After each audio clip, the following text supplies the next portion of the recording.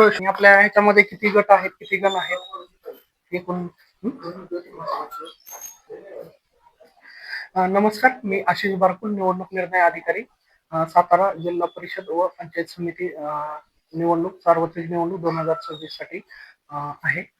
तरी मी आपल्याला या पंचायत समिती निर्वाचक गण या तालुक्यामध्ये एकूण 16 आहेत आणि जिल्हा परिषदेचे गट जे आहेत ते 8 गट आहेत. 8 आणि 16 असे आपल्याकडे एकूण निवडणूक जे आहे ते एवढ्यासाठी होणार आहे. यामध्ये आपल्याकडे एकूण मतदार जे आहेत ते 2,80,351 एवढे मतदार असणार आहेत.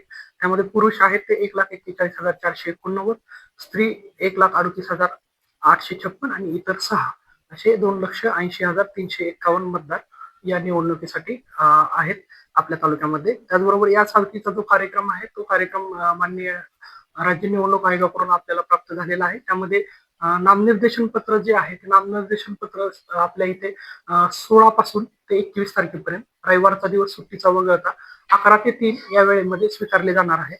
त्याचबरोबर याची जी छाननी होणार आहे नामनिर्देशन पत्राची ती 22 जानेवारी म्हणजे 22 जानेवारीला 11 वाजल्यापासून सुरू होणार आहे. त्यानंतर वैधरित्या जे त्यांचं नामनिर्देशन पात्र जे होणार आहेत त्यांची यादी आपण त्यानंतर त्याच दिवशी संध्याकाळी लावण्यात येईल. त्याबरोबर उमेदवारी मागे घेण्यासाठी 3 दिवस आहेत, 23, 24 आणि 27 तारीख.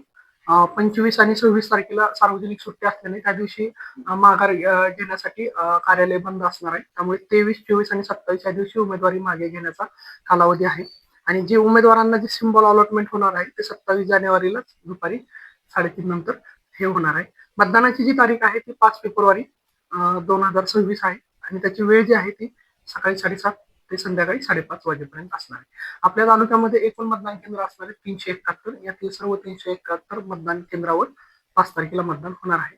मतमोजणी जी आहे ती 7 तारखेला आहे आणि मतमोजणीचं जे ठिकाण आहे ते MIDC कोडोली मधलं जे DMO गोडाऊन आहे त्या ठिकाणी ही मतमोजणी संपन्न होणार आहे. तर असा एकंदरीत निवडणुकीचा कार्यक्रम आहे. धन्यवाद.